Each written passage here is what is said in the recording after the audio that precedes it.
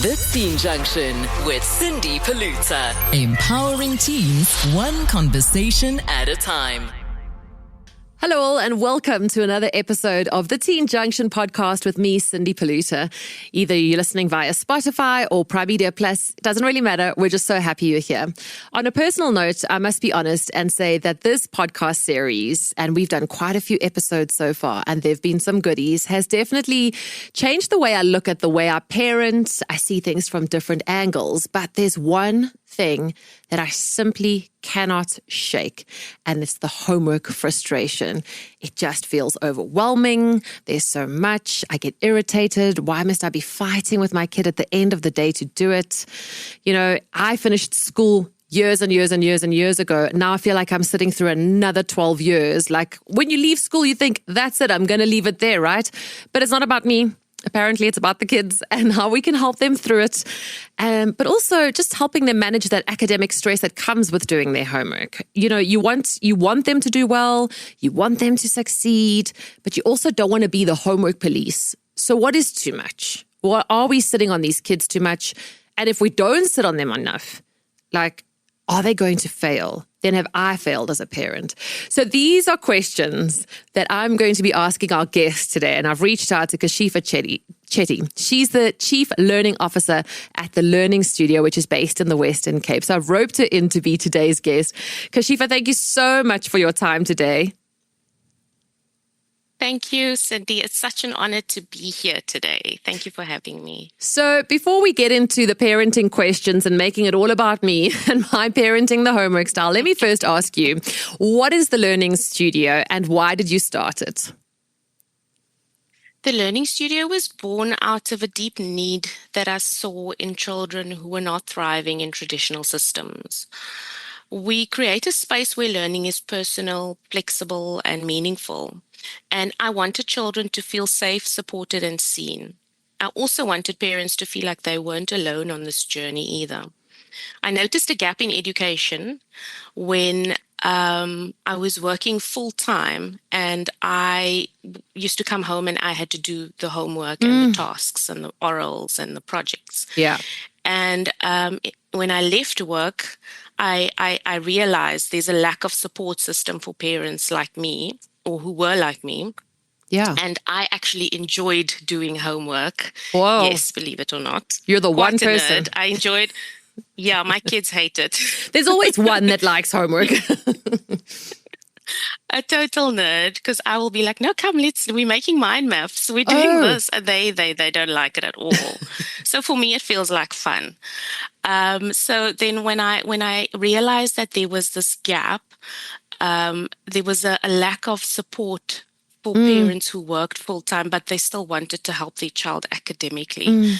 There needed to be another way because most aftercares had a homework period, but there was no assurance that homework would be done correctly, that the child will receive guidance if they get stuck.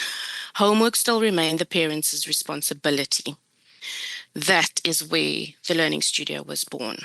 Stunning. So, I mean, how long has the Learning Studio been open now? So we started in 2020. Okay. Yes, I know. Perfect timing. COVID. January. We didn't expect COVID. So we were happily doing homework. We started as an aftercare initially, doing homework with the kids, doing their tasks and orals, and then COVID happened. And then we had to close for, I think it was from March until August because the schools were closed until August. Then when schools opened, all these kids were sent home, all their stacks of papers and math books and homework and whatever. And the parents who were enrolled at my aftercare were like, can you help? Please help us. Because I'm an essential worker and I need to go back to work. Yeah.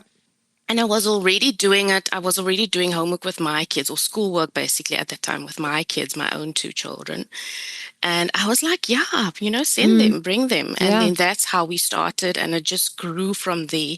Organically, it just turned into this tutor space, this learning center where kids come and we help them and we support them. We give them the tools and we tell them, this is, if you want to use it, if you feel like you can use it, use it. If you can't, let's find another way for you.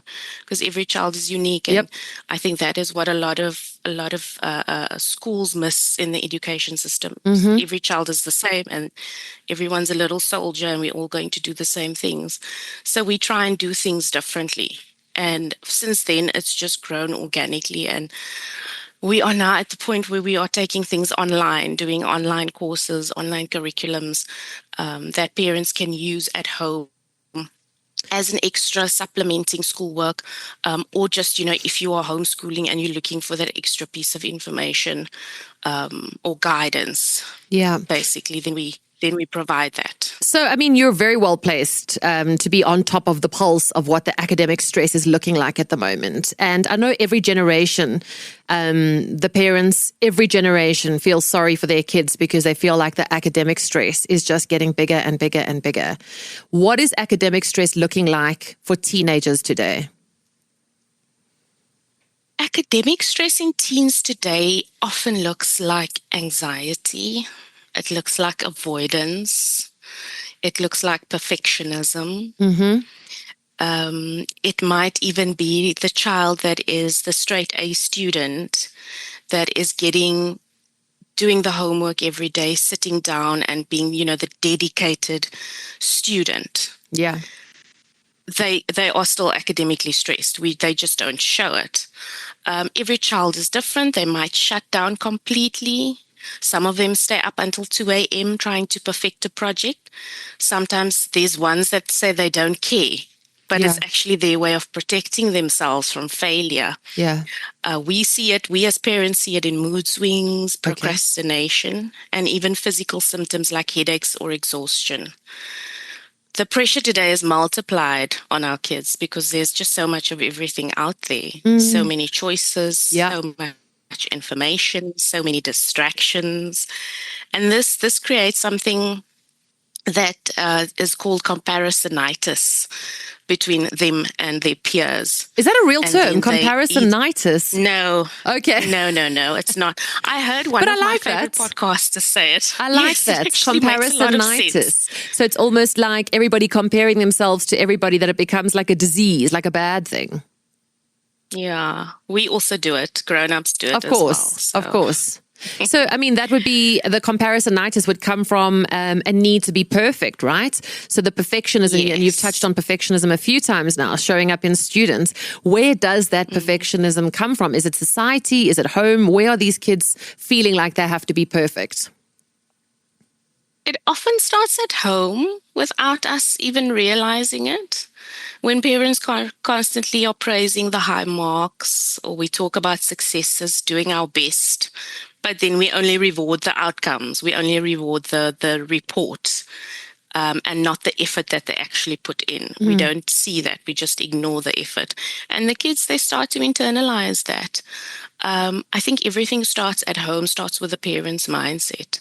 And if we are a certain way, if we believe things need to go a certain way, our child will internalize that. And also, they might not say it, but, they will internalize that. And that is the things that they will do because we are their caregivers. We are their safe space. Society also adds pressure with the comparison and the social media. Perfectionism will show up as fear of failure, and then they need to get everything right. And then equating that to their worth, basically, to achieving. So if I don't achieve, I'm not worth it. So I always tell my kids, my students, I always tell them, just being born means that you have won, means that you are amazing. You don't need to go and start a successful company. Yeah. You can just live a life, a normal life, and die an old lady in your bed someday. And that is worth something. Because everybody nowadays, we want to be an influencer, we want to be a vlogger, and we want to be seen and noticed. And that's okay for those who want that. But if you don't want that, it's also okay. We don't have to achieve. We can just exist, and it will be fine. So I think in society, because it's forever changing, you just don't know in 20 years from now if what you've guided your child to today in their high school years is going to end up backfiring, right? So you could say, oh no, as long as you are XYZ, it's going to be okay, or whatever. But you also you want them to have like the ambition. You want them to strive for stuff because the world is the world is a horrible and it can be a very tricky and nasty place, right? And it can chew you up and spit you out. So you don't want your children to be left behind. So I was wondering if there was a difference between the healthy ambition of pushing your child in the right direction and then it becoming like a harmful pressure, to their detriment.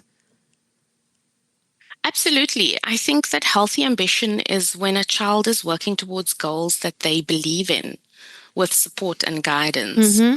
Harmful pressure is when they feel like their value is attached to performance and fear the consequences of not being perfect. Kids need to feel safe to try and to fail and then to try again. So failing should be an important part of your life. I think I read in a book where a father was saying he used to ask his kids at the dinner table, what did you fail at today? And they used to celebrate whatever they failed at. It was some self-help book that I read. And what did you fail at today? He wanted to make failure normal, so that they didn't feel like failing was the end. It was the end of the world. If they're not perfect, then they are not worth living or worthy to be here. So we need to make it okay to fail. We need to show them that there's a balance, even with us as adults in our work or in our business. We need to show them that we are not perfect because they also think that we are perfect. Yeah. So if we show them that we have a balance, that what, mommy needs a break. Mommy can't do this. Daddy's not going to be able to do that because we are taking a break. If we role model healthy habits in terms of ambition, and we talk to them about it, and we tell them this is why we're doing that. So we're choosing the things that we are going to be obsessed about. Okay. And then there's things that we will just be, you know what, if I don't get it, it's fine. Yeah. But if I do fail, in either case, I will try again if it's my obsession, If it's not my obsession, it's okay. Yeah. If math wasn't my thing, I'm not going to now, I need to, if I'm getting a pass is a pass also, hey? If I get a pass, I'm okay. But sometimes our parents are like, no, I want a 7 or I want an A or I want 80%. And we unknowingly, we're putting that pressure on the child. But sometimes I just tell my kids, a pass is a pass, guys. If it's not a fail, it's a pass. Yeah. Like they say in the Fast and the Furious, winning is winning. Whether by an inch or a mile, you won. So we try and teach that to our kids. We try to our students. We try to tell them, it's okay, Yeah. You don't have to be, some of us are good at this. Some of us are good at soccer. Some of us are good at reading. Some of us are good at spelling. Some of us are good at, and it's okay to have your thing. Your thing doesn't have to be the same as everybody else's thing. Find your thing. Yeah. And then, take that and run with it. Be obsessed with it, but it has to be your thing. I can't choose that thing for you. I think as parents, we don't realize how much of the home life affects the academics, right? So we feel like we need to be the homework police. We feel like if we don't ask them every single day, have you done your homework? Have you done your homework? Then we're not almost doing our job as parents.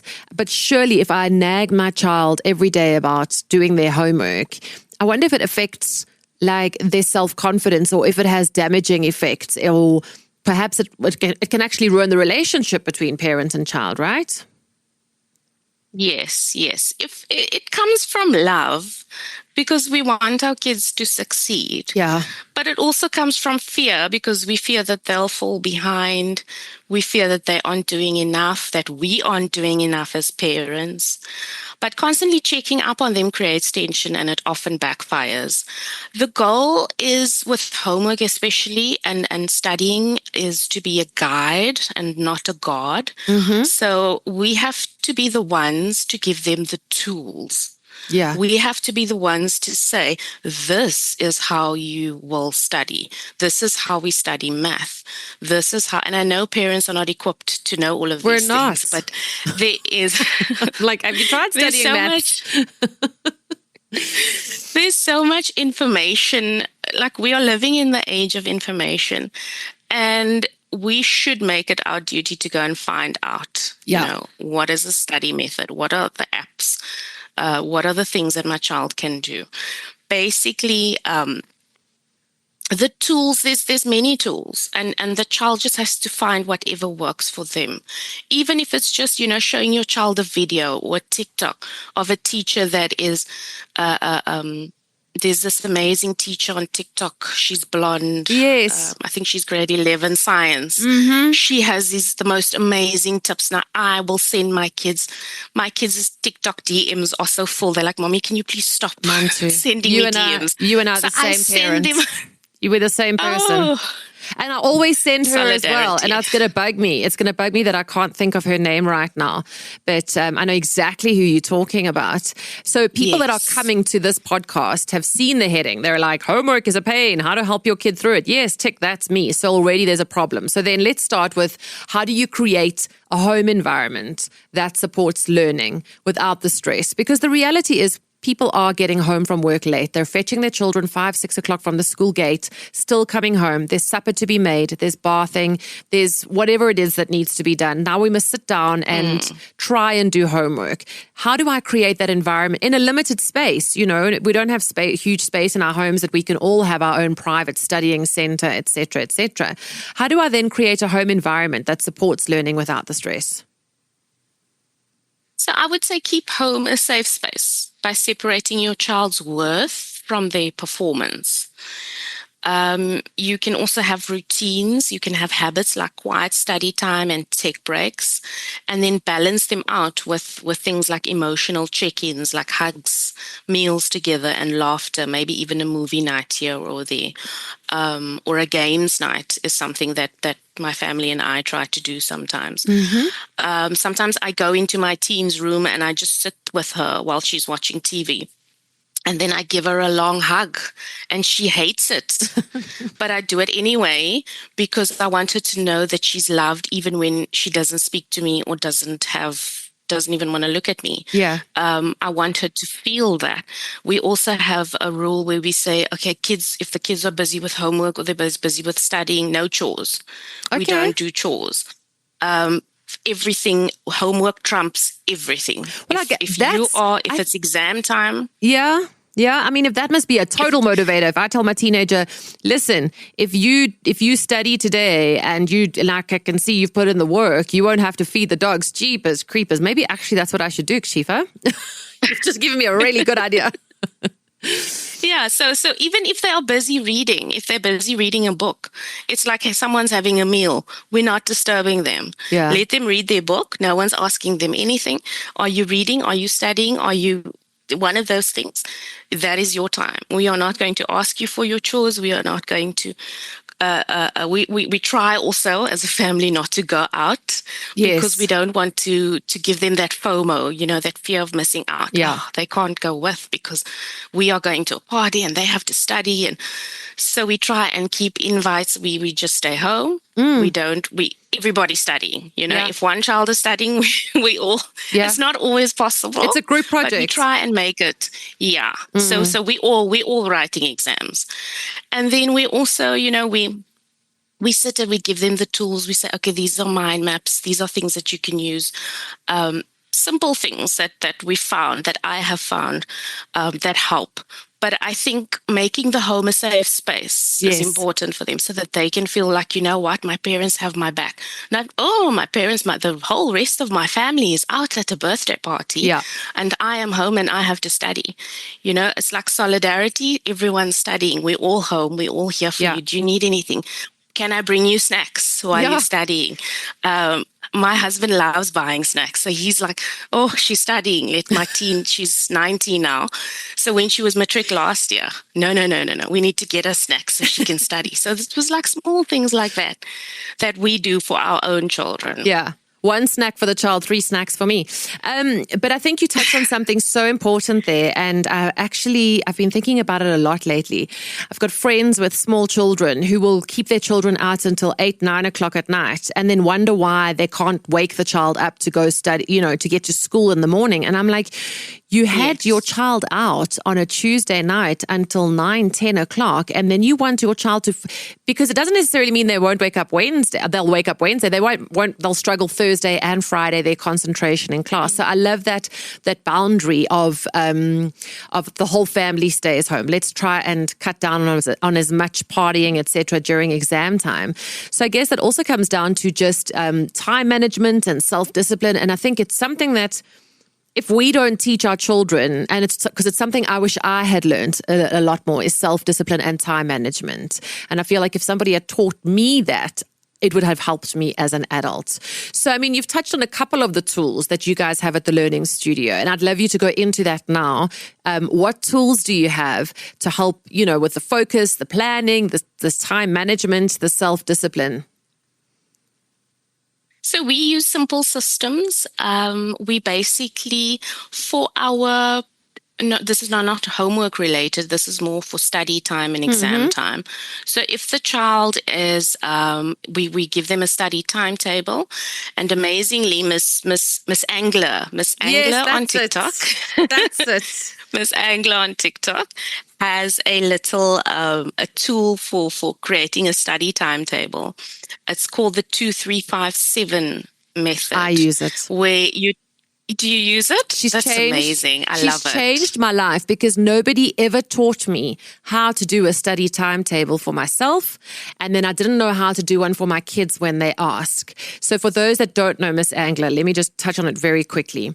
You put down in a calendar all the days of the exams, right? And then the day before, you literally make that a revision day. Then you count 2 days from that, and you make it a study day. From that day, you count 3 days from that, you make that a study day. From that day, you count 5. Then the next one, you count 7. So it's called the 2-3-5-7 module. And if you're looking for it, look up Miss Angler TikTok 2-3-5-7 method. Sorry, carry on, Kashiefa. I just needed to. She is amazing. She is incredible.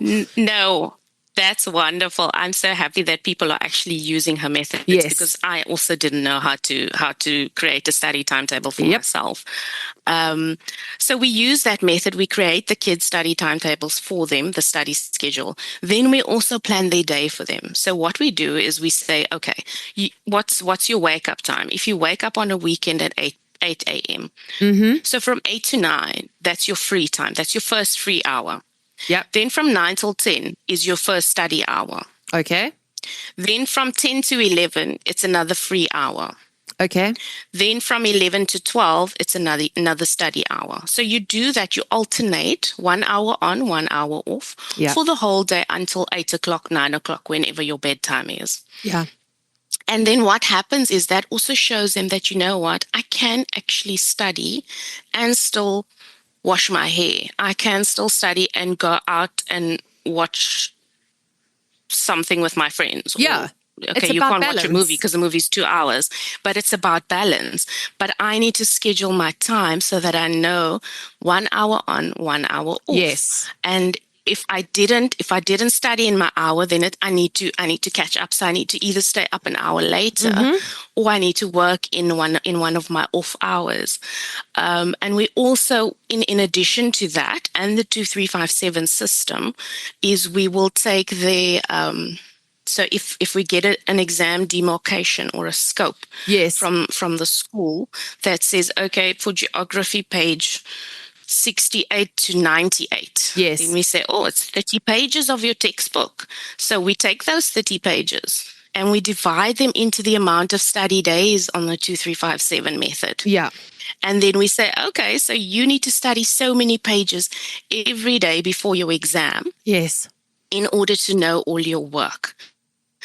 And I feel like once the kids have those tools and we've broken it down for them to the hour, and they know, like, okay, if I didn't know my 3 pages in this hour, I need to actually spend more time, or I need to learn double the amount of pages in the next hour, then it becomes more manageable. It's a tool that they can use to manage their time. Yeah. And if we don't do it like that, they just feel overwhelmed and then they freeze and they decide, I'm not going to study. They procrastinate. I don't care. Yeah. There we go. Yeah. And we also, yes. I wanted I to was just. going to say we're jumping over each other. I think that we've got to. I've come across a couple of things recently. So we always knock social media and we always knock the digital space, etc. But I always say, yes, it's a problem, but let's learn to work with it. So my niece introduced me to an app called Flora. I don't know if you've heard of it. Basically, I haven't. you sign this. You're going to love this, Kashiefa. You sign in, right? It's a little app on your phone. It's called Flora, and you get a couple of your friends to sign up as well, and it's a study tool. And then you, on the Flora app, say, okay, I want to study for 30 minutes, and then I'm going to take a 15-minute break or whatever it is, right? You set yourself the target. And the phone will pick up if you've looked at your phone in those 30 minutes. Okay. I love it already. Wait for it, because now you're with your friends, all right, in this little Flora. It's like a garden. Imagine like a little garden app, okay? If I pick up my phone while I'm supposed to be doing that 30 minutes of studying, the plants in my garden start to die. And my friends get a notification to say that I picked up my phone when I wasn't supposed to. But if I go through the full 30 minutes uninterrupted without touching my phone, etc., it applauds me and it tells my friends. And my garden grows. Gamification. They call that gamification, because that motivates them. I mean, as an adult, I love it. I don't know if I'd be able to do that without looking at my phone. It's an addiction. But we need to use those tools. We have a little basket where we tell the kids, okay, put all your phones in the basket. No one's allowed to have their phone with them. And then we as adults also, we put our phones with them in the basket, which is quite anxiously hard. But we try so we can model it. We model it for them to show them that, you know what, we also need to learn to manage, because there's no manual for this tech that we have. Yeah. But speaking about tools and using technology tools, I was going to say that we also use an AI-powered app. I know AI is like, it's everyone's scared, taboo because kids are not allowed to use it. So what we found is that Google has this amazing app called Notebook LM. Okay. And that will turn your study notes. You drag and drop your study notes, or copy and paste your study notes into the app, the Notebook LM app, and then it converts it for you into a mind map. Wow. That you can then print. Yes. Notebook LM, writing this down.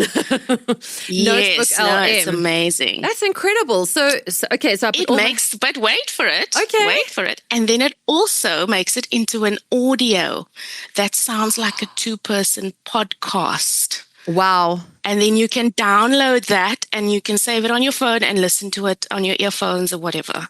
And is that free? It's free. No way. It's on Google. It's a Google app. Okay. Right. It's a Google writing app. this down right now, Google app.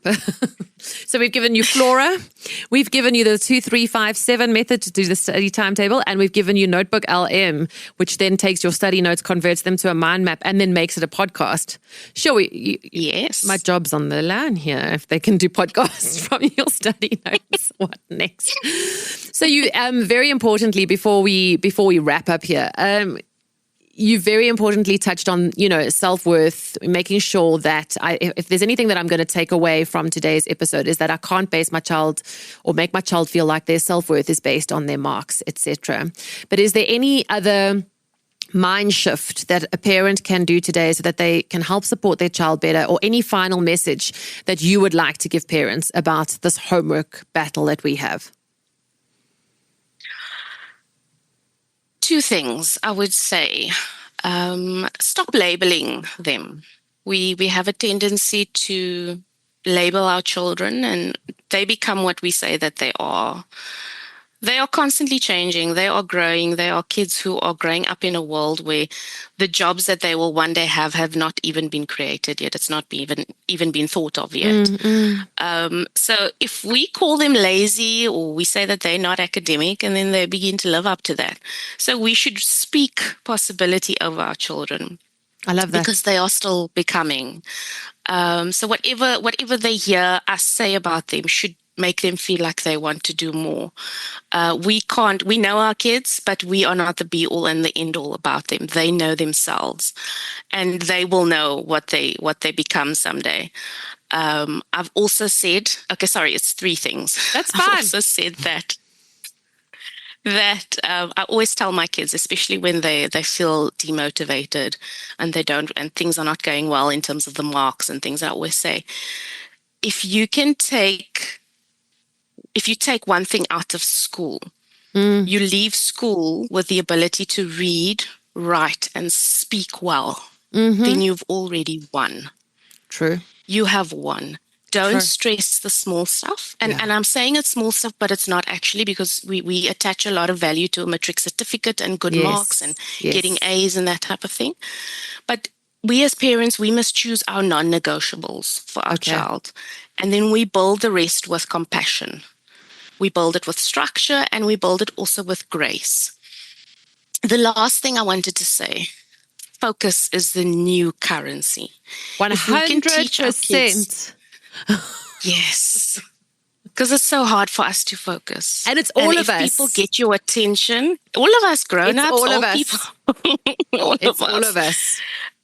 If we can teach our kids to just focus, if we can show them that I'm taking time out from my device and I'm going to read a book, or I'm going to go for a walk without my device, I'm going to go to the bathroom without my cell phone to sit. And sometimes I tell my kids, put your study notes behind the toilet door and don't take your phone. Clever. And then you sit there and you memorize. That's true. That's actually a good one. We take our phones with us to the bathroom. Yeah. We sit there.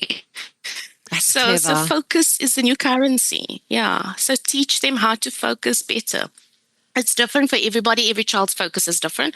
But I mean, if you have compassion and you follow their lead, they will show you. No child wakes up in the morning and says, "Oh, I'm going to be a bad child today." They are learning. 100%. They are learning. They might say, "I'm going to wake up today and try break rules," but they're not trying to be bad. They're not deliberately trying to be bad, right? Exactly. Yeah. Exactly. Yeah. Agreed. So if people want to know more about the Learning Studio, where can we find you? They can visit our website on www.learning-studio.co.za. They can also follow us on YouTube. We have Afrikaans videos where we teach little ones Afrikaans, especially grade 1, 2, and 3. So they can follow us there. And then we also have Facebook and Instagram, but we are very, very active on YouTube. So our videos there are growing. And then we will also start sharing tips and tools and resources on our YouTube channel.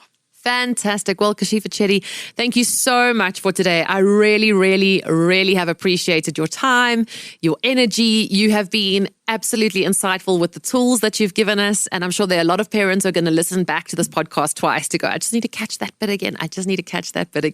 Thank you so much. Thank you, Cindy. I love being here today. Great. And to all our listeners, as always, we look forward to hearing from you on Facebook and Instagram.